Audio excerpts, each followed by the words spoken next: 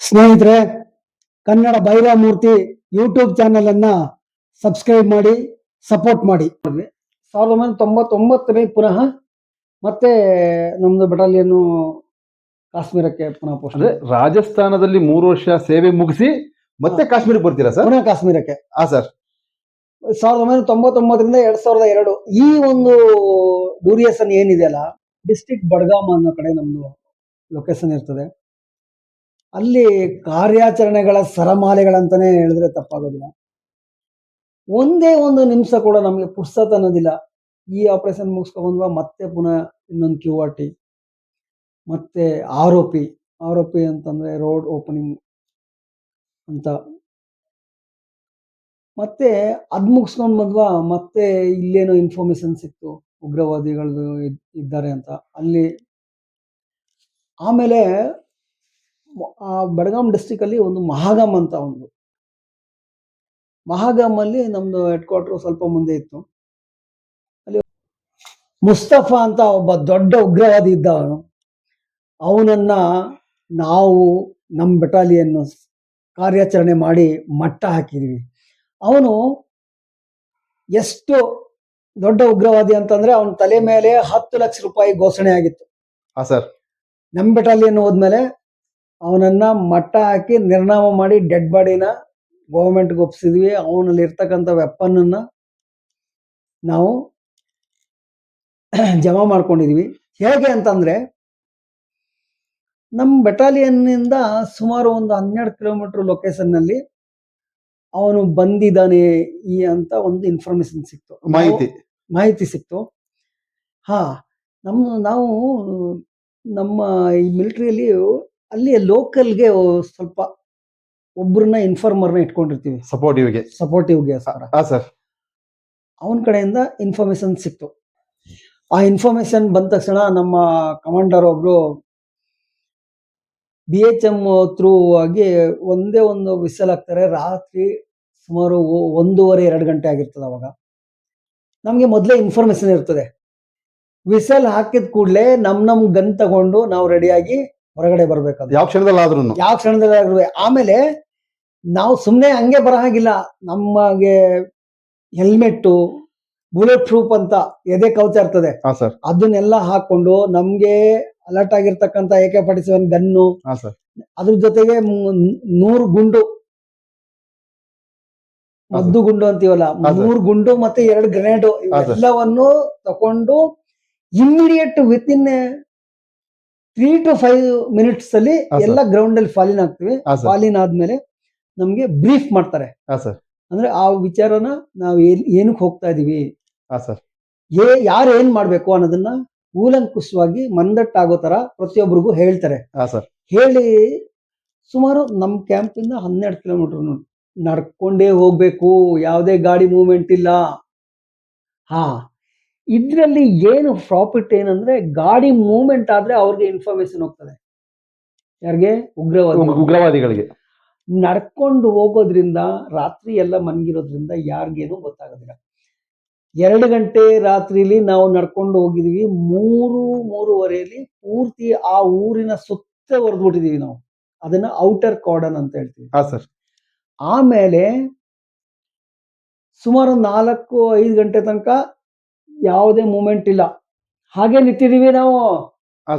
ಬೆಳಿಗ್ಗೆ ಜಾವ 5 ಗಂಟೆ ತನಕ. ಬೆಳಗಿನ ಜಾವ 5 ಗಂಟೆ ಆದ್ಮೇಲೆ, ಬೆಳಕಾದ್ಮೇಲೆ 5ರಿಂದ 6 ಗಂಟೆ ಬೆಳಕಾದ್ಮೇಲೆ ಆ ಊರಿನಲ್ಲಿ ಇರ್ತಕ್ಕಂಥ ಎಲ್ಲ ಜನಸಾಮಾನ್ಯರನ್ನ ತಮ್ಮ ಒಂದು ವೋಟರ್ ಕಾರ್ಡ್ ಇಟ್ಕೊಂಡು ಹೊರಗಡೆ ಬರ್ಬೇಕು. ಅದೇ ಊರಿನ ವ್ಯಕ್ತಿ ಅಂತ ಹೇಳಿ ಗುರುತಿಸ್ಕೊಂಡು ಐಡೆಂಟಿಫಿಕೇಶನ್ ಆಗಿ ಒಂದು ಎಲ್ಲೋ ಸ್ಕೂಲಿನ ಒಂದು ಗ್ರೌಂಡ್ ಅಲ್ಲಿ ಅವ್ರನ್ನ ಎಲ್ರು ಕುಳ್ಳಿಸ್ತೀವಿ. ಮತ್ತೆ ಅನೌನ್ಸ್ಮೆಂಟ್ ಮಾಡ್ತೀವಿ, ಈ ಊರಲ್ಲಿ ಉಗ್ರವಾದಿಗಳು ಬಂದಿದ್ದಾರೆ, ನಾವು ಅವ್ರನ್ನ ಕಾರ್ಯಾಚರಣೆ ಮಾಡ್ತಾ ಇದೀವಿ, ಜನಸಾಮಾನ್ಯರೆಲ್ಲ ನಿಮ್ಗೆ ಸಪೋರ್ಟ್ ಮಾಡಿ ಅಂತೇಳಿ ಅನೌನ್ಸ್ಮೆಂಟ್ ಮಾಡಿ ಅವ್ರನ್ನೆಲ್ಲರಿಗೂ ಇದು ಬಹಳ ಇಂಪಾರ್ಟೆಂಟ್ ವಿಷಯ. ಈಚ್ ಅಂಡ್ ಎವರಿ ಒನ್ ಮಗು ಇದ್ರು ಕೂಡ ಅವ್ರಿಗೆ ಅಲ್ಲಿ ಒಂದ್ ಮಗು ಇದೆ ಅಂತ ಪ್ರೆಗ್ನೆಂಟ್ ಲೇಡಿ ಇರುತ್ತೆ, ಜನಸಾಮಾನ್ಯರು ಎಲ್ಲ ಇರ್ತಾರೆ. ಅಲ್ಲಿಗೆ ಅವ್ರನ್ನ ಅಲ್ಲೇ ಬಿಟ್ಟು ಅಲ್ಲಿ ಒಂದು ಕೋಡನ್ ಹಾಕ್ತಿವಿ. ಮತ್ತೆ ಜನಸಾಮಾನ್ಯರು ತಿರ್ಗಾಡಕ್ ಆಗದೆ ಇರೋರ್ನೆಲ್ಲ ಅಲ್ಲೇ ಬಿಟ್ಟು ಅವರೇ ಅನ್ನೋದನ್ನ ಖಚಿತಪಡಿಸ್ಕೊಳ್ತೀವಿ. ಮತ್ತೆ ಇಲ್ಲಿ ಸ್ಕೂಲ್ ಗ್ರೌಂಡ್ ಅಲ್ಲಿ ಇರ್ತಾರಲ್ಲ, ಹಾ, ಸರ್. ಊರಿಂದ ಹೊರಗಡೆ ಹಾ, ಒಂದು ಸರ್. ಗ್ರೌಂಡ್ ಅಲ್ಲಿ ಎಲ್ಲ ಸೇರಿರ್ತಾರಲ್ಲ, ಹಾ, ಸರ್. ಅವರಿಗೆ ಸರ್ಕಾರದಿಂದ ನಾಷ್ಟ, ತಿಂಡಿ, ಊಟ ಪ್ರತಿಯೊಂದು ವ್ಯವಸ್ಥೆ ಮಾಡ್ತೀವಿ. ಹಾ ಸರ್. ನಾವು ಕಾರ್ಯಾಚರಣೆ ಮಾಡ್ತೀವಿ. ಹಾ. ಇದು ಎಲ್ಲಾ ಮನೆಗಳನ್ನು ಸರ್ಚ್ ಮಾಡಿ ಅವರು ಒಂದು ಬಿಲ್ಡಿಂಗ್ ಅಲ್ಲಿ ಇದ್ದಾರೆ ಅನ್ನೋದು ನಮ್ಗೆ ಕನ್ಫರ್ಮ್ ಆಯ್ತು. ಆಮೇಲೆ ನಾವು ನನ್ನ ಹತ್ರ ಇದ್ದಿದ್ದು LMG ಲೈಟ್ ಮಷಿನ್ ಗನ್, ಹಾ ಸರ್. ಮತ್ತೆ ಬಂಕರ್ ಗಾಡಿ. ಹಾ ಸರ್. ಬಂಕರ್ ಗಾಡಿಲಿ ನಾವು ಸರ್ಚಿಂಗ್ ಟೀಮ್ ಅಲ್ಲಿ ಇದ್ದಿದ್ದು. ಹಾ ಸರ್. ಬಂಕರ್ ಗಾಡಿ ಅಂತಂದ್ರೆ ನೀವು ಎಷ್ಟೇ ಫೈರ್ ಮಾಡಿದ್ರು ಅದ್ರೊಳಗಡೆ ಇರೋರ್ಗೆ ಏನೂ ಆಗೋದಿಲ್ಲ, ಆ ತರ ಗಾಡಿ ಅದು. ಅದನ್ನ ಬಂಕರ್ ಗಾಡಿ ಅಂತ ಕರಿತೀವಿ. ಅದ್ರ ಮೇಲೆ LMG ಫಿಟ್ ಮಾಡಿರ್ತೀವಿ, ನಾವು ಹೆಲ್ಮೆಟ್ ಹಾಕೊಂಡಿರ್ತೀವಿ, ಮತ್ತೆ ಅವನ ಜೊತೆ ಇನ್ನೂ ಇಬ್ರು ಇದ್ದಾರೆ. ಈ ಗೊತ್ತಾಗಕ್ಕೆ ಬೆಳಿಗ್ಗೆಯಿಂದ ಹಿಡಿದು ಸುಮಾರು 3-4 ಗಂಟೆ ಆಯ್ತು. ಸಂಜೆ ದೊಡ್ಡ ದೊಡ್ಡ ಕಮಾಂಡರ್ಸ್ ಗಳೆಲ್ಲ ಬಂದ್ರು, ಎಲ್ಲರೂ ಅಡ್ವೈಸ್ ಮಾಡ್ತಾನೆ ಇದ್ದಾರೆ. ಪಕ್ಕದ್ದು ಬಿಲ್ಡಿಂಗ್ ಇದೆಯಲ್ಲ ಅಲ್ಲಿಗೆ ಫೈರ್ ಮಾಡೋದು. ಅವರು ಭಯದಿಂದ ಏನ್ ಮಾಡಿದ್ರು, ಫೈರ್ ಶುರು ಮಾಡಿದ್ರು. ಆ ಕಡೆಯಿಂದ ಫೈರ್ ಸ್ಟಾರ್ಟ್ ಆಗೋಯ್ತು. ಫೈರ್ ಸ್ಟಾರ್ಟ್ ಆಯ್ತು. ಅವಾಗ ನಮ್ಗೆ ಕನ್ಫರ್ಮ್ ಆಯ್ತು, ಎಸ್ ಇಲ್ಲೇ ಇದ್ದಾನೆ ಅಂತ. Yes. ನಾವು ಕವರಿಂಗ್ ಫೈರ್ ಅಂತ ಹೇಳ್ತೀವಿ ಅಲ್ಲಿ. ಹಾ ಸರ್. ಕವರಿಂಗ್ ಫೈರ್ ಅಂದ್ರೆ ಒಂದು ಹೈಟ್ ಅಲ್ಲಿ ಫೈರ್ ಮಾಡ್ತಾ ಇರೋದು. ಹಾ ಸರ್. ಅದರ ಕೆಳಗಡೆ ಒಂದು ಬಿಲ್ಡಿಂಗ್ ಇಂದ ಮೇಲೆ ಫೈರ್ ಮಾಡ್ತಾ ಇರೋದು, ಕೆಳಗಡೆ ಜನ ಹೋಗೋದು. ಕವರಿಂಗ್ ಫೈರ್ ಅಂತಂದ್ರೆ ನಾವು ಒಂದು ಬಿಲ್ಡಿಂಗ್ ಇಂದ ಒಂದೇ ಡೈರೆಕ್ಷನ್ ಗೆ ಫೈರ್ ಮಾಡ್ತಾ ಇದ್ರೆ ಅದೇ ಡೈರೆಕ್ಷನ್ ಇಂದ ವಾಪಸ್ ಫೈರ್ ಮಾಡ್ತಾನೆ ಅವನು. ಹಾ ಸರ್. ಆದ್ರೆ ಕೆಳಗಡೆ ಖಾಲಿ ಇರ್ತದೆ. ಹಾ ಸರ್. ಕೆಳಗಡೆ ನಮ್ಮವರು ಮೂವ್ಮೆಂಟ್ ಮಾಡ್ಬೋದು, ಹೋಗಿ. ಧೈರ್ಯ ಇರ್ಬೇಕು. ಅಂದ್ರೆ ಶೂಟ್ ಮಾಡೋದು ಅಂತಂದ್ರೆ ಅವನು ನಮ್ಮನ್ನ ಶೂಟ್ ಮಾಡ್ಬೋದು, ಇಲ್ಲ ನಾವು ಅವನ್ನ ಶೂಟ್ ಮಾಡ್ಬೋದು. ಹಾ ಸರ್. ಆ ಬಿಲ್ಡಿಂಗ್ ಹತ್ರ ಔಟರ್ ಕಾರ್ಡನ್ ಆಲ್ರೆಡಿ ಇದೆ.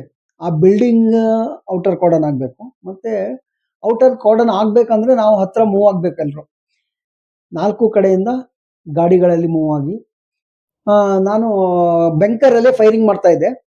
ಅವಾಗ ಕಮಾಂಡರ್, ನಮ್ದು ಡೆಪ್ಟಿ ಕಮಾಂಡೆಂಟ್ ಇದ್ದಾರೆ ಅರವಿಂದ್ ಕುಮಾರ್ ಅಂತ, ಅವ್ರು ಬಂದು ನಗೇಂದರ್ 1 ಮಿನಿಟ್ ತುಮ್ ಇದಾರ ಅಂತ ಹೇಳಿ ಕರೆದ್ರು. ಅವ್ರು ಹೇಳಿದ್ರು, देखो ये इनका बस की बात नहीं है, तुम ये कीमत वाला है, तुम चले जाओ ಅಂತ ಹೇಳಿದ್ರು. ಅಂದ್ರೆ ನೀನೇ ಒಬ್ಬ ಧೈರ್ಯಗಾರ, ನಮ್ಮ ಟೀಮ್ಗೆ ನೀನು ಮುಂದೆ ಹೋಗು. ನಮ್ಮ ಕಮಾಂಡೆಂಟ್ ಅರವಿಂದ್ ಸರ್ ಅವರು ನನ್ನನ್ನ ರಾವಣ್ ಅಂತ ಕರೀತಾ ಇದ್ರು. ರಾವಣ್, ಈ ID ನೀವು ಇಡ್ಲೇಬೇಕು ಅಂತ ಯಾವಾಗ ನನಗೆ ಪ್ರೋತ್ಸಾಹಿಸಿದ್ರು ನನಗೆ ಒಂದು ಹೆಮ್ಮೆ ಆಯ್ತು. ID ಅಂದ್ರೆ ಏನು ಸರ್? ID ಅಂತಂದ್ರೆ ಇಂಪ್ರೊವೈಸ್ ಎಕ್ಸ್ಪ್ಲೋಸಿವ್ ಡಿವೈಸ್ ಅಂತ ಕರಿತೀವಿ. ಅದನ್ನ ಇಟ್ಟು ಅದಕ್ಕೆ ಕನೆಕ್ಟ್ ಮಾಡಿ ಬ್ಲಾಸ್ಟ್ ಮಾಡಿದ್ರೆ ಅದು ಬ್ಲಾಸ್ಟ್ ಆಗುತ್ತೆ. ಎಷ್ಟು ಒಂದು ದೊಡ್ಡ ಬಿಲ್ಡಿಂಗ್ನು ಬ್ಲಾಸ್ಟ್ ಮಾಡ್ಬೋದು, ಅಷ್ಟು ಕೆಪಾಸಿಟಿ. ಅದು ಇಂಪ್ರೊವೈಸ್ ಎಕ್ಸ್ಪ್ಲೋಸಿವ್ ಡಿವೈಸ್ ಅಂತ. ಅದನ್ನು ನಮ್ಮದು ಮಿಲಿಟ್ರಿಯಲ್ಲಿ ಬಾಂಬ್ ತಯಾರು ಮಾಡಿರ್ತೀವಿ. ಅದನ್ನ ಇಡೋದಕ್ಕೆ ಯಾವಾಗ ನನಗೆ ಹೇಳಿದ್ರು ನನಗೆ ಒಂದು ಹೆಮ್ಮೆ ಆಯಿತು. ಯಾಕಂದ್ರೆ ನನ್ನ ಕಮಾಂಡೆಂಟು ಒಂದು ನಂಬಿಕೆ ಮೇಲೆ ನಾನೇ ಅದಕ್ಕೆ ಸೂಕ್ತ ಅನ್ನೋದನ್ನ ನನಗೆ ಒಂದು ನಂಬಿಕೆ ಇಟ್ಟು ಹೇಳಿದ್ದಾರೆ ಅಂದ್ರೆ ನನಗೊಂದು ಹೆಮ್ಮೆಯ ವಿಷಯ. ಎಸ್, ಈಗ ಈ ದೇಶಕ್ಕಾಗಿ ನಾನು ಪ್ರಾಣ ಕೊಡಕ್ಕೂ ಸಿದ್ಧ, ತಗೊಳಕ್ಕೂ ಸಿದ್ಧ ಅಂತ ಮುನ್ನುಗ್ಗಿ ಆವಾಗ ನಾನು ID ತಗೊಂಡು ಹೆಗಲ ಮೇಲೆ ಸುಮಾರು 20-25 kg ತೂಕದ ತಗೊಂಡು, ಮತ್ತೆ ಬುಲೆಟ್ ಪ್ರೂಫ್ ಜಾಕೆಟ್ ಹಾಕಿದೀವಿ, ಮತ್ತೆ ಬಲ್ಗೈಲಿ ಒಂದು ಗನ್ನು, ಆಮ್ನೆಸನ್ನು, ನಮ್ಗೆ ಆದ ಗ್ರೆನೇಡು ಎಲ್ಲ ಬೇಕಾದಷ್ಟು. ಅದು ನಮ್ಮ ಒಂದು ಮಿಲಿಟರಿ ಎಕ್ವಿಪ್ಮೆಂಟ್ಸ್ ಅಂತಾರೆ, ಸುಮಾರೆಲ್ಲ ಇತ್ತು ಆಪರೇಷನ್ ಅಲ್ಲಿ. ಇಷ್ಟೆಲ್ಲರ ಜೊತೆ ಫೈರಿಂಗ್ ಆಗ್ತಾ ಇದೆ. ಆಗ ನಾವು ಮುನ್ನುಗ್ಗಿ ಆ ಒಂದು ಬಿಲ್ಡಿಂಗ್ ನ ಗ್ರೌಂಡ್ ಫ್ಲೋರ್ ಅಲ್ಲಿ ಅದನ್ನ ಇಡ್ಬೇಕು. ನಾನು ಹೋಗ್ತಾ ಇದ್ದೀನಿ. ಹೋಗ್ತಾ ಇರುವಾಗ ನನ್ನ ಫ್ರೆಂಡ್ ಸುಬ್ರಹ್ಮಣ್ಯ ಅಂತ, ಅವನು ಕೂಡ ಜೊತೆಲೇ ಇದ್ದಾನೆ. ಅವನು ಕೂಡ ಆ ಕಡೆ ಈ ಕಡೆ ನೋಡ್ಕೊಂಡು ಶೂಟ್ ಮಾಡ್ಕೊಂಡೇ ಹೋಗ್ತಾ ಇದ್ದಾವೆ. ಏನು ಮಳೆ ಸುರಿದಂಗೆ ಗುಂಡುಗಳು ಸುರಿತಾ ಇದ್ದಾವೆ. ಒಂದು ಚೂರು ಆ ಕಡೆ ಈ ಕಡೆ ಅಥವಾ ನಮ್ಮ ಮುಖಕ್ಕೆ ಏನಾದ್ರು ಅವನು ಪಾಯಿಂಟ್ ಮಾಡಿದ್ರೆ ಖಂಡಿತ ನಮ್ಮ ಪ್ರಾಣ ಹೋಗ್ತಿತ್ತು. ಅವ್ರು ಬೇಕಾದಂಗೆ ಫೈರ್ ಮಾಡ್ತಾ ಇದ್ದಾರೆ. ಅದೇ ಟೈಮಿಗೆ ನಾನು ನನ್ನ ಬಲಗೈಲಿ ಗನ್ ಕೂಡ ಇದೆ. ಆದ್ರೂ ಗನ್ ಜೊತೆನೆ ಅವನ್ನ ನನ್ನ ಫ್ರೆಂಡ್ ಸುಬ್ರಹ್ಮಣ್ಯನ್ ಅವನು ಸ್ವಲ್ಪ ಈ ಕಡೆ ಎಳ್ಕೊಂಡಿದ ತಕ್ಷಣನೇ ಅದು ಜಸ್ಟ್ ಹಿಂಗೆ ಅವನ ಕೈನ ಸವರ್ಕೊಂಡಂಗೆ ಪಾಸ್ ಆಗಿದೆ ಗುಂಡು. ಸಪೋಸ್ ಇಲ್ಲ ಅಂದಿದ್ರೆ ಅವನಿಗೆ ಬೀಳ್ತಾ ಇತ್ತು. ಇದು ಕೂಡ ಒಂದು ನನಗೆ ಹೆಮ್ಮೆಯ ವಿಷಯ. ಅವನು ಇವತ್ತಿಗೂ ಕೂಡ ನನ್ನ ನೆನೆಸ್ಕೊಳ್ತಾನೆ, ಎಸ್ ನೀನು ನನ್ನ ಪ್ರಾಣ ಉಳಿಸಿದೆ ಅಂತ. ಇಂಥ ಒಂದು ಕ್ರಿಟಿಕಲ್ ಸ್ಥಿತಿಯಲ್ಲಿ ಕೂಡ ನಾವು ಹೆದರದೇನೆ ಮುನ್ನುಗ್ಗಿ ಐಡಿನ ಆ ಪಾಯಿಂಟ್ಗೆ ಫಿಕ್ಸ್ ಮಾಡಿ ಬಂದು ತಕ್ಷಣನೇ ನಾವು ಕಮಾಂಡರ್ಗೆ ವಾಕಿ ಟಾಕಿಲಿ ರಿಪೋರ್ಟ್ ಕೊಟ್ಟೆ, ಎಸ್ ಸರ್ ಡನ್ ಅಂತೇಳಿ. ಆವಾಗ ಅವರು ತಕ್ಷಣನೇ ಒಂದು ಕ್ಷಣನೂ ಅವರು ವ್ಯಯ ಮಾಡ್ದೇನೆ ಬ್ಲಾಸ್ಟ್ ಮಾಡಿದ್ದಾರೆ. ಬ್ಲಾಸ್ಟ್ ಮಾಡಿದ್ಮೇಲೆ ಫುಲ್ ಬಿಲ್ಡಿಂಗು ನಮ್ಮ ಕಣ್ಣೆದುರುಗಡೆ ಡೆಮಾಲಿಸ್ ಆಯಿತು. ಕ್ಷಣ ಮಾತ್ರದಲ್ಲಿ ಐಡಿ ಬ್ಲಾಸ್ಟ್ ಆಯಿತು. ಈ ಬ್ಲಾಸ್ಟ್ ಆದ ಸಮಯವನ್ನೇ ನೋಡಿಕೊಂಡು ಆ ಬಿಲ್ಡಿಂಗಿಂದ ಒಬ್ಬ ಜಂಪ್ ಮಾಡ್ದ. ನಾನು ಜಂಪ್ ಮಾಡಿದ ತಕ್ಷಣ ಅವನನ್ನು ನೋಡಿದೆ, ನನಗೆ ಅರ್ಥ ಆಯಿತು, ಎಸ್ ಇವನೇ ಮುಸ್ತಫಾ ಅಂತ. ಆ ಕಾಶ್ಮೀರಿ ಒಂದು ಗೌನ್ ಹಾಕಿರ್ತಾರೆ ಲೆಂತ್ ಆಗಿ, ಆ ಗೌನ್ ಒಳಗಡೆ AK-47 ಗನ್ ಕೂಡ ಕಾಣ್ತು ನನಗೆ. ತಕ್ಷಣವೇ ನಾನು LMGಯಲ್ಲಿ ಬ್ರಷ್ ಮಾಡಿದೆ. ಬ್ರಷ್ ಮಾಡಿದ ತಕ್ಷಣ ಅವನ ತಲೆಗೆ ಏಟ್ ಬಿದ್ದು ಕೆಳಕ್ಕೆ ಬಿದ್ದೋದ. ಬ್ರಸ್ಟ್ ಹೊಡೆದ ತಕ್ಷಣ ತಲೆಯ ಮೆದುಳು ಒಳಗೋಗಿದೆ ಸ್ವಾಮಿ. ರಕ್ತ ಬರೋದಿಲ್ಲ, ಆಗ ಮೆದುಳು ಒಳಗಡೆ ಹೋಗಿದೆ, ಉಗ್ರವಾದಿ ಮೆದುಳು. ಆಮೇಲೆ ಒಂದ್ ಕಡೆ ಬಿಲ್ಡಿಂಗ್ ಬಿದ್ದಿದೆ, ಮರ ಬಿದ್ದಿದೆ, ಗೋಡೆ ಬಿದ್ದಿದೆ. ಇವನ್ಗೆ ಶೂಟ್ ಆಗಿದೆ, ಇವನು ಮೂವ್ಮೆಂಟ್ ಆಗ್ತಾ ಇದ್ದಾನೆ. ಮುಂದೆ ಒಂದು ನಲ್ಲಿ ಇದೆ. ಅವನು ಕ್ರಾಲಿಂಗ್ ಮಾಡ್ಕೊಂಡು, ಎರಡೂ ಕೈಯಿಂದ ಕ್ರಾಲಿಂಗ್ ಮಾಡ್ಕೊಂಡು ಬಂದು ಆ ಟ್ಯಾಪ್ನ ಆನ್ ಮಾಡಿ ನೀರು ಕುಡಿಯೋಕ್ಕೆ ಹಿಂಗ್ ಮಾಡ್ತಾನೆ. ಅರ್ಧ ತಲೆ ಹೋಳಾಗಿದೆ ನೀರು ಕುಡಿಯೋಕ್ಕೆ. ಯಾವಾಗ ನೀರು ಕುಡ್ದ ಪ್ರಾಣ ಹೊಂಟೋಯ್ತು. ಇನ್ನು ಉಳಿದ ಉಗ್ರವಾದಿಗಳು ಎಷ್ಟು ಜನ ಇದ್ದಾರೆ, ಏನು ಅಲ್ಲಿ ಏನೇನಿದೆ ಅನ್ನೋದನ್ನ ಪುನಃ ಆಪರೇಷನ್ ಮಾಡಿ ಹುಡುಕ್ತೀವಿ. ಬಿದ್ದೋಗಿರೋ ಬಿಲ್ಡಿಂಗ್ ಅಲ್ಲಿ ನಮ್ಮ ಹತ್ರ ಒಂದು ಲೈಟ್ ಚಿಕ್ಕದು ಒಂದು ಪೋಕ್ಲೈನ್ ತರ ಬರ್ತದೆ ನೋಡಿ, ಆ ಇಟಾಚಿ ತರ, ಆ ತರದ್ರಲ್ಲಿ ನಾವೆಲ್ಲ ಆ ಕಡೆ ಕಾರ್ಡನ್ ತರ ಇದ್ದು ಅದು ಗೋಡೆ ಬಿದ್ದೋಗಿರೋನೆಲ್ಲ ಎಳಿತೀವಿ. ಮತ್ತೆ each and every one search ಮಾಡಿ ಬಾಡಿ ಇದೆಯಾ, ವೆಪನ್ಸ್ ಇದೆಯಾ ಎಲ್ಲ ರಿಕವರಿ ಮಾಡಿಕೊಂಡು, ಮುಸ್ತಫಾನು ಸೇರಿದಂಗೆ 3 ಡೆಡ್ ಬಾಡಿ ಮತ್ತೆ 3 AK-47 ಗನ್ನು ಮತ್ತೆ ಗ್ರೆನೇಡು ಮತ್ತೆ ಆಮ್ನೆಸನ್ ಎಷ್ಟು ಅಂದ್ರೆ ಒಂದು 10 ಮೂಟೆ ತುಂಬೋದು ಅಷ್ಟು ಆಮ್ನೆಸನ್ ರಿಕವರಿ ಮಾಡ್ಕೊಂಡ್ವಿ. ಅದು ಆಪರೇಷನ್ ಮುಗಿಯೋ ಹೊತ್ತಿಗೆ ಸುಮಾರು 9 ಗಂಟೆ ಆಯಿತು. 9 ಗಂಟೆಗೆ ನಾವು ಕ್ಯಾಂಪಿಗೆ ಬಂದ್ವಿ. ಬಂದ್ಮೇಲೆ ನಾವು ಎಲ್ಲರೂ ಮತ್ತೆ ಫಾಲಿನಾದ್ವಿ. ಮತ್ತೆ ನಮ್ಮ ಕಮಾಂಡೆಂಟು ಅರವಿಂದ್ ಕುಮಾರ್ ಅವರು ನಮ್ಮ ಟ್ರೂಪ್ಸ್ ಎದುರುಗಡೆ ನನ್ನ ಬೆಂತಟ್ಟಿ ಶಭಾಷಿ ವ್ಯಕ್ತಪಡಿಸಿದ್ರು. ಮತ್ತೆ ನನಗೆ ಆವತ್ತು ಅನಿಸ್ತು, ಎಸ್ ನಾನು ಈ ಒಂದು ಸೈನ್ಯಕ್ಕೆ ಸೇರಿದ್ದಕ್ಕೂ ಒಂದು ಸಾರ್ಥಕ ಆಯಿತು ಅಂತ ಹೇಳಿ. ಮತ್ತೆ ಆಫೀಸ್ಗೆ ಕರ್ಕೊಂಡೋಗಿ ನಮ್ಮ ಇನ್ನೊಬ್ರು ಹೈಯರ್ ಆಫೀಸರ್ ಇರ್ತಾರೆ, ಅವರು DIG ಡೆಪ್ಟಿ ಇನ್ಸ್ಪೆಕ್ಟರ್ ಜನರಲ್ ಅಂತ, ಅವ್ರ ಹೆಸರು SID ಪೀಟರ್ ಸಾಬ್ ಜೊತೆ ನನ್ನ ಪರಿಚಯ ಮಾಡಿಸ್ತಾ ಹೇಳಿದ್ರು, सर ये हमारे यूनिट का रावण है, ये वो जो उग्रवादी मुस्तफ़ा का मारने के लिए इसका योगदान बहुत है सर, ये बहुत हिम्मत वाला है, मैं इसके लिए ಶಭಾಷಿ करता हूँ. ನನಗೆ ಅಪ್ರಿಷಿಯೇಟ್ ಮಾಡಿದ್ರು, ಮತ್ತೆ ಹ್ಯಾಂಡ್ ಶೇಕ್ ಮಾಡಿದ್ರು, ಎರಡು ಮಾತು ಹೇಳಿದ್ರು, ಎಸ್ ನೀವು ಟ್ರೈನಿಂಗ್ ಮಾಡಿ ಒಬ್ಬ ಸಿಪಾಯಿ ಆಗಿದ್ದು ಸಾರ್ಥಕ ಆಯಿತು ಅಂತ ಹೇಳಿ ಮತ್ತೆ ನನಗೆ ರಿವಾರ್ಡನ್ನು ಘೋಷಣೆ ಮಾಡಿದ್ರು.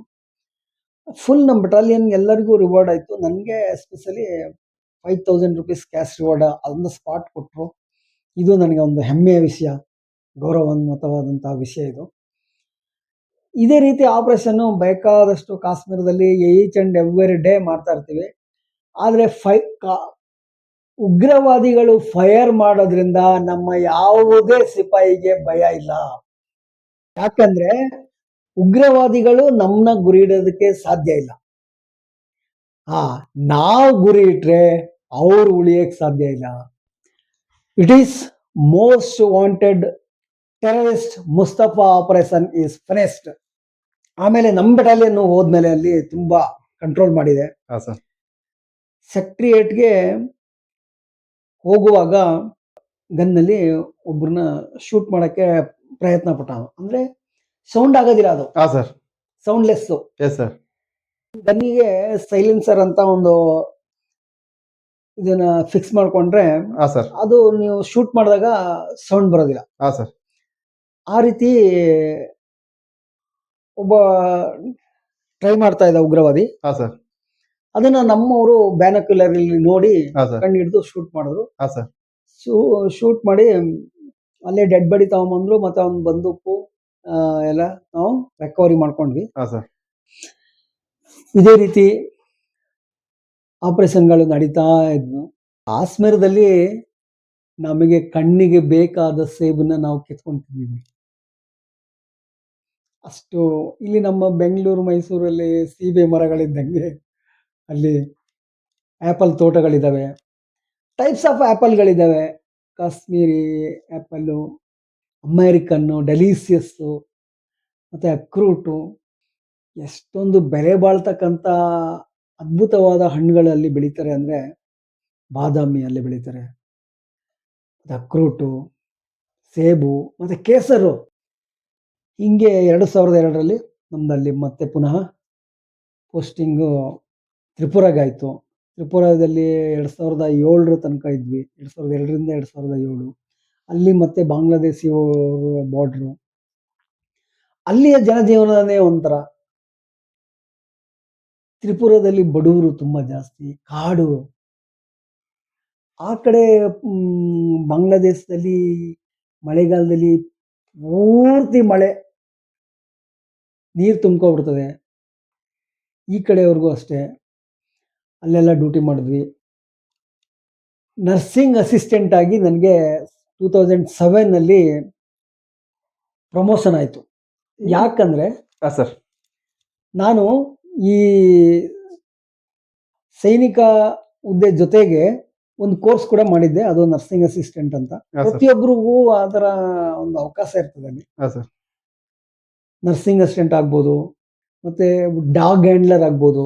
ನಾಯಿಗಳು, ಅದೇ ಪೊಲೀಸ್ ನಾಯಿ ಇದೆಲ್ಲ ಟ್ರೈನಿಂಗ್ ಕೊಡೋದು ಹಾ ಸರ್. ನಾವೇ. ಅಲ್ಲಿ NTCD ಅಂತ ಇದೆ, ನ್ಯಾಷನಲ್ ಟ್ರೈನಿಂಗ್ ಡಾಗ್ಸ್ ಸೆಂಟರ್ ಅಂತೇಳಿ. ಹಾ ಸರ್. NTCD ಅಂತ ಟೇಕನ್ಪುರಲ್ಲಿ. ಹಾ ಸರ್. ಇಲ್ಲೆಲ್ಲಿ ಪೊಲೀಸ್ ನಾಯಿಗಳು ಇಲ್ಲೆಲ್ಲ ಬರ್ತಾವಲ್ಲ, ಅವೆಲ್ಲ ಟೇಕನ್ಪುರದಲ್ಲಿ ಟ್ರೈನಿಂಗ್ ಆಗಿ ಬರ್ತವೆ. ಎಲೆಕ್ಟ್ರಿಷಿಯನ್ ಕೆಲಸ ಗೊತ್ತಿದ್ರೆ ನಿಮಗೆ ಎಲೆಕ್ಟ್ರಿಷಿಯನ್ ಕೋರ್ಸ್ ಮಾಡ್ಬೋದು. ಡ್ರೈವಿಂಗ್ ಗೊತ್ತಿದ್ರೆ ನೀವು ಮೋಟಾರ್ ಟ್ರೈನಿಂಗ್ ಹೋಗ್ಬೋದು. ನನಗೆ ಆಫರ್ ಬಂತು, ಮತ್ತೆ ಪ್ರಮೋಷನ್ ಆಯಿತು ನನಗೆ ಹವಾಲ್ದಾರ್ ನರ್ಸಿಂಗ್ ಅಸಿಸ್ಟೆಂಟ್ ಆಗಿ. ಹೆಡ್ ಕಾನ್ಸ್ಟೇಬಲ್ ನರ್ಸಿಂಗ್ ಅಸಿಸ್ಟೆಂಟ್ ಅಂತಾರೆ. 2007ಇಂದ ಟಿಲ್ 2016ವರೆಗೂ ನಾನು ನರ್ಸಿಂಗ್ ಅಸಿಸ್ಟೆಂಟ್ ಆಗಿ ಹಾಸ್ಪಿಟ್ಲಲ್ಲಿ ಕೆಲಸ ಮಾಡಿದ್ದೀನಿ. ಅಂದರೆ ನಮ್ಮವರೇ ಬರ್ತಕ್ಕಂಥ ರೋಗಿಗಳಿಗೆ ಅದು ಗೊತ್ತಾಯ್ತು ಸೇವೆ ಸರ್. ಮಾಡಿದ್ದೀನಿ. ಸೇವೆ ಅಂದ್ರೆ ಅದು ದೇಶ ಸೇವೆ ಅಲ್ವಾ ಸರ್? ಹೌದು. ಖಂಡಿತ ಖಂಡಿತ. ಯಾಕಂದರೆ ನಾವೇ ಅವ್ರನ್ನ ರೆಡಿ ಮಾಡಿ ಕಳಿಸೋದು ಏನಾದ್ರು ಪ್ರಾಬ್ಲಮ್ ಇದ್ದರೆ. ನಮ್ಮ ಟ್ರೂಪ್ಸ್ನಲ್ಲಿ ಒಬ್ರಿಗೆ ಏನೋ ಪ್ರಾಬ್ಲಮ್ ಆಗಿ ಎಮರ್ಜೆನ್ಸಿ ಕರ್ಕೊಂಬಂದರು. ನಾವು ಇಮಿಡಿಯೇಟು ಅವ್ರನ್ನ ಎಲ್ಲ ರಿಸೀವ್ ಮಾಡಿಕೊಂಡು ಡಾಕ್ಟ್ರಿಗೆ ಇನ್ಫಾರ್ಮ್ ಮಾಡಿದ್ಮೇಲೆ ಚೆಕಪ್ ಮಾಡಿ ಅವ್ರು ಹೇಳಿದ್ರು, ಏನಿಲ್ಲ, ಒಂದು 2-3 ಅವರ್ಸ್ ಒಳಗಡೆ ಇವ್ರಿಗೆ ಆಪ್ರೇಷನ್ ಮಾಡಬೇಕು, ಎಲ್ಲ ಸರಿ ಹೋಗ್ತದೆ ಅಂತಂದ್ರು. ಏನಾಯ್ತಪ್ಪ ಇವ್ರಿಗೆ, ಇಮಿಡಿಯೇಟ್ ಆಪ್ರೇಷನ್ ಮಾಡಬೇಕು ಅಂತಾರೆ, ಎಲ್ಲೂ ಏನು ಪ್ರಾಬ್ಲಮ್ ಇಲ್ಲ, ಬರೀ ಕೈ ನೋವು ಅಂತ ಇದ್ದಾರೆ, ಅದಕ್ಕೆ ಆಪ್ರೇಷನ್ ಮಾಡಬೇಕು ಅಂತ ಇದ್ದಾರಲ್ಲ ಅಂತ ನೋಡಿದಾಗ ಎಕ್ಸ್ರೇ ತೆಗೆಸಿದ್ರು. ಆ ಎಕ್ಸ್ರೇ ನೋಡಿದಾಗ ಎಕ್ಸ್ರೇ ಒಳಗಡೆ ಗುಂಡು, ಅವ್ರ ಶೋಲ್ಡರ್ ಒಳಗಡೆ ಗುಂಡಿತ್ತು. ಅದು ಸುಮಾರು 11 ವರ್ಷದಿಂದ ಆ ವ್ಯಕ್ತಿಲಿದೆ. ಡಾಕ್ಟರ್ ಕೆ ಭಟ್ಟಾಚಾರ್ಯ ಅಂತ, ಕೌಶಿಕ್ ಭಟ್ಟಾಚಾರ್ಯ ಅಂತ ಹೇಳ್ತೇವೆ. ಅವರು ಈಗಲೂ ಕದಂತಲ ಡಾರ್ಜಿಲಿಂಗ್ ಹಾಸ್ಪಿಟಲ್ ಇದ್ದಾರೆ. ತುಂಬಾ ಒಳ್ಳೆ ವ್ಯಕ್ತಿ. ಅವರು ಆಪರೇಷನ್ ಮಾಡಿ ಅದನ್ನ ಆ ಗುಂಡನ್ನ ಹೊರ ತೆಗೆದ್ರು. ಈಗ ಯಪ್ಪ ಕೈ ಚೆನ್ನಾಗಿ ಆಡಿಸ್ತಾನೆ. ಆದ್ರೆ ಏನಾದ್ರೂ ಒಂದು ಇನ್ಸಿಡೆಂಟ್ ಇಂದ ನಮ್ಮವ್ರಿಗೆ ಗುಂಡು ಬಿದ್ದಿದೆ, ನಾನು ಯಾಕೆ ಇಲ್ಲಿಗೆ ಬಂದೆ ಅಂತ ಒಮ್ಮೊಮ್ಮೆ ಅನಿಸ್ತಾ ಇತ್ತು. ನಾವು ಅಲ್ಲೇ ಇರ್ಬೇಕು, ಹಾಸ್ಪಿಟ್ಲಿಗೆ ಬಂದೆ ಅಂತ ಹಾಸ್ಪಿಟ್ಲಿಗೆ ಬಂದೆ ಅಂತ ಅನಿಸ್ತಾ ಇತ್ತು. ನಾವು ಫೈಟಿಂಗ್ ಫೀಲ್ಡ್ ಅಲ್ಲೇ ಇರ್ಬೇಕಾಗಿತ್ತು ಅಂತ ಅನಿಸ್ತು. ಆದ್ರೂ ಯಾರಾದ್ರೂ ಒಬ್ರು ಮಾಡ್ಲೇಬೇಕಲ್ವಾ? ಹೌದು ಸರ್. ಸೊ ನನ್ಗೆ ಆಫರ್ ಬಂದಿದೆ, ಅಲ್ಲೂ ಮಾಡಿದ್ದೀನಿ. ಮತ್ತೆ ಅದು ಆಪರೇಷನ್ ಫೀಲ್ಡ್ ಅಲ್ಲಿ ನಾನು 94ರಿಂದ 2007 ವರೆಗೆ ಮಾಡಿದೆ. ಹಾ ಸರ್ 2007 ಇಂದ 100 ಬೆಡ್ ಹಾಸ್ಪಿಟಲ್ ಅಲ್ಲಿ ನರ್ಸಿಂಗ್ ಅಸಿಸ್ಟೆಂಟ್ ಪ್ರಮೋಷನ್ ಆಗಿ ಹಾ ಸರ್ ಟಿಲ್ 2013 ವರೆಗೆ ಅಲ್ಲೇ ಎಲ್ಲಾ ತರದ್ದು ನಮ್ಮವರ ಫ್ಯಾಮಿಲಿಗಳು ಹಾ ಸರ್ ಅವ್ರದ್ದು ಏನಾದ್ರು ಪ್ರಾಬ್ಲಮ್ ಇದ್ರೆ ಮೆಡಿಕಲಿ ಪ್ರಾಬ್ಲಮ್ ಇದ್ರೆ ಅವ್ರನ್ನೆಲ್ಲ ಸಾಲ್ವ್ ಮಾಡಿಕೊಂಡು ನಮ್ಗೆ ಯಾವ್ದೋ ಸೇವೆ ಮಾಡಿ ಬಂದು ಮತ್ತೆ 2013 ಆಸ್ ಎ ನರ್ಸಿಂಗ್ ಅಸಿಸ್ಟೆಂಟ್ ಹಾ ಸರ್ ಟ್ರೈನಿಂಗ್ ಸೆಂಟರ್ ಇಲ್ಲಿ ಪುನಃ ಬೆಂಗಳೂರಿಗೆ ನಮ್ಗೆ ಟ್ರಾನ್ಸ್ಫರ್ ಬಂತು. ಹಾ ಸರ್ ನಮ್ಗೆ ಖುಷಿ ಆಯ್ತು, ಯಾಕಂದ್ರೆ ಬೆಂಗಳೂರಿಗೆ ಹೋಗ್ತಾ ಇದೀವಿ, ಹಾ ಸರ್ ಆ, ನಮ್ಮ ತಾಯ್ನಾಡಲ್ಲಿ ಸೇವೆ ಮಾಡ್ಬೋದಲ್ಲ. ಮತ್ತೆ ಬೆಂಗಳೂರಿಗೆ ಬಂದಾಗ ಇಲ್ಲಿ ಟ್ರೈನಿಂಗ್ ಸೆಂಟರ್ ಇದು, ಇಲ್ಲಿ ಸುಮಾರು ಹೊಸದಾಗಿ ಸೇರ್ಕೊಂಡಿರೋರು ಅವ್ರಿಗೆ ತರಬೇತಿ ಆಗ್ತಾ ಇರ್ತದೆ. ಅವರು ತರಬೇತಿ ಮಾಡುವಾಗ, ಓಡುವಾಗ, ಪಿ ಟಿ ಮಾಡುವಾಗ, ಡ್ರಿಲ್ ಮಾಡುವಾಗ, ವೆಪನ್ ಹ್ಯಾಂಡ್ಲಿಂಗ್ ಮಾಡುವಾಗ ಏನಾದರೂ ಒಂದು ಪ್ರಾಬ್ಲಮ್ಮು, ಕೈ ನೋವು, ಕಾಲು ನೋವು ಅಂತ ಎಲ್ಲ ಬರ್ತಾ ಇರ್ತಾರೆ. ನಾವು ರಾತ್ರಿ ಎಷ್ಟೊತ್ತಲ್ಲಿ ಬಂದ್ರೂ ನಾವೇನು ಬೇಜಾರು ಮಾಡ್ಕೊಳ್ತೀನಿ, ಹಗ್ಲೊತ್ತು ಬಂದ್ರೂ ಯಾವುದೇ ಟೈಮಲ್ಲಿ ಬಂದ್ರೂ ನಮ್ಮ ಸೇವೆ ಅಂತೇಳಿ ನಾವು ಅವ್ರಿಗೆ ಒಂದು ಸೇವೆ ಮಾಡಿ 3 ವರ್ಷ ಕಳೆದು 2016ರಲ್ಲಿ ರಿಟೈರ್ಡ್ ಆಗಿ ಬಂದಿದ್ದೀವಿ. ಇದು ಒಂದು ನಮ್ಮ ಈ ದೇಶ ಸೇವೆಯ ಜೀವನ. ಇದು ಈ ದೇಶದ ಸೈನಿಕನ ಒಂದು ಗತ್ತು, ಈ ದೇಶದ ಸೈನಿಕನ ಒಂದು ಪವರ್.